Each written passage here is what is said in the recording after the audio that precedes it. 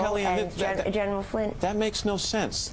So, Rick, Joe was just saying that she books herself on these shows. We know for a fact she tries to book herself on this show. I won't do it because I don't believe in fake news or information that is not true.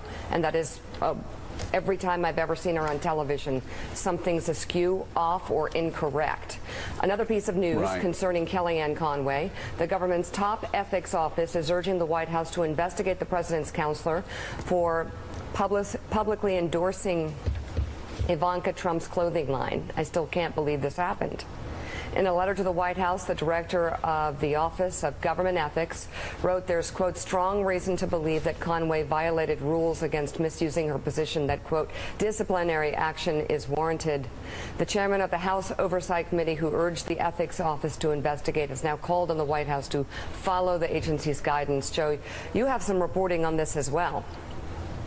Well, it's actually the same thing I've heard since Donald Trump was elected by his top aides, and again confirmed it last night. She's out of the loop. She's in none of the key meetings. She goes out and books herself often. And, I said this morning, I saw some of the headlines yesterday and felt badly because the language I used was harsh, and I'm going to take it back.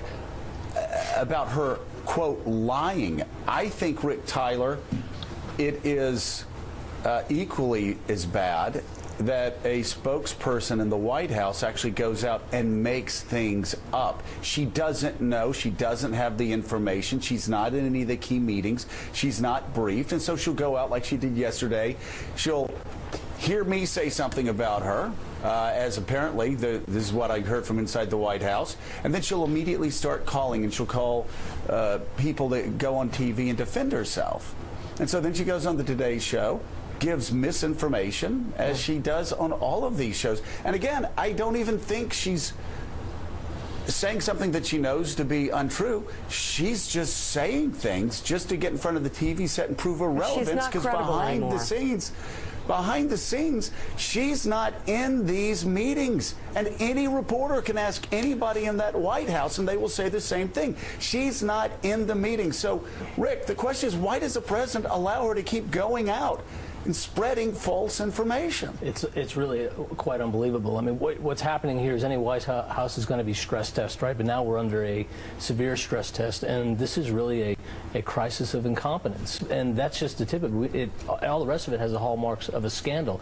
And you also have a situation where the reporters in the room seem to know more than the press secretaries answering their questions, and that there's not a coherent message coming out of the White House, and that the people aren't coordinating. And all this leads to a lot of questions. General Flynn was clearly in touch with the Russians through the campaign, and it's hard for me to believe that the president-elect didn't, or the candidate at that time didn't know that was going on. And then during the transition, if he was going to call the Russian ambassador, you would think topic number one would have been the sanctions. And so he would have been prepared to talk sanctions, because that would clearly come up.